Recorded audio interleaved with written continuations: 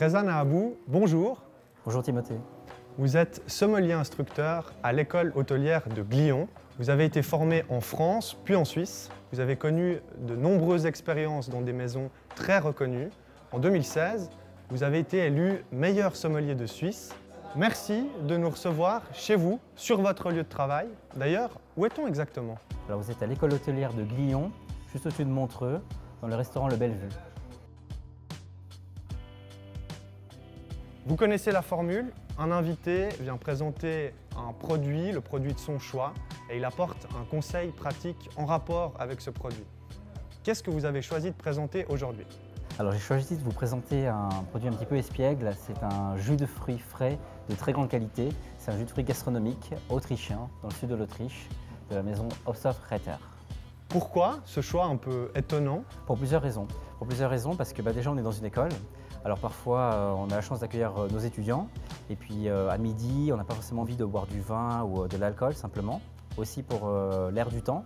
On est dans un air du temps où on fait un petit peu attention à soi, on fait attention encore une fois à l'alcool.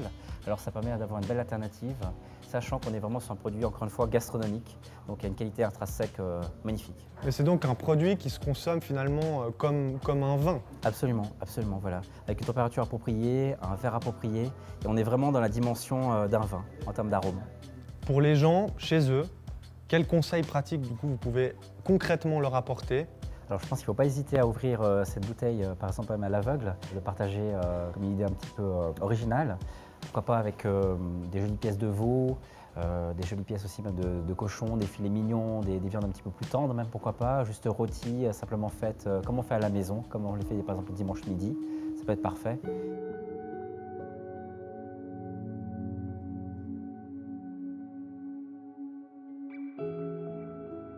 On a un plat chaud, on a un plat froid, mais étonnamment, je vous propose de commencer par le plat froid.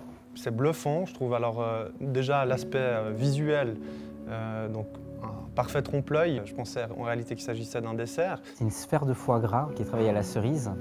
Et puis après, le travail qui est rouge, là c'est plusieurs textures de betterave. Sur le foie gras, accord mes jus. Est-ce que vous pouvez nous expliquer un peu Et en fait, on a déjà un élément central qui est la cerise, au-delà du foie gras, qu'on va retrouver ici, parce que c'est des vieilles variétés de cerises. On a une dégustation qui est, comme son nom l'indique, un peu riche, un peu gras, parce que c'est du foie gras, même s'il est très fin. Et justement, comme on a un support tannique ici, le support tannique va venir un petit peu désaltérer cet aspect un petit peu riche qu'offre le foie gras. Et après, il y a vraiment, à mon sens, en fait, une liaison qui se fait, sur un petit peu d'acidité aussi, qui est apportée par la betterave et puis surtout le galinga.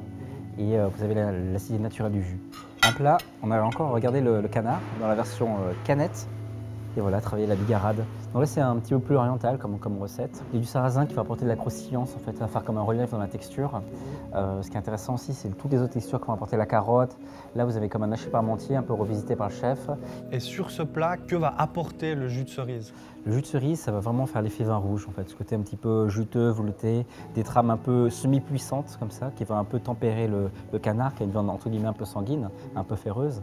Et puis le tanin va faire support un petit peu pour encore une fois désaltérer et prolonger la gourmandise, prolonger la persistance. Bon, les choses sérieuses commencent.